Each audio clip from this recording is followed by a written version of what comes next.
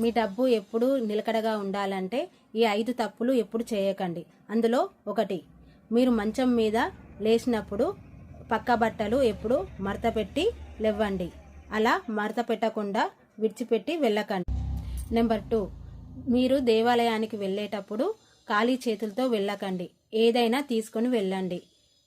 ఒక పుష్పమైనా తీసుకొని వెళ్ళండి. నెంబర్ 3, మీరు అమావాస్య రోజు, మంగళవారం, శనివారం ఈ రోజుల్లో మీరు వెంట్రుకలు, గోర్లు కత్తిరించుకోవడం ఇలాంటి పనులు చేయకండి.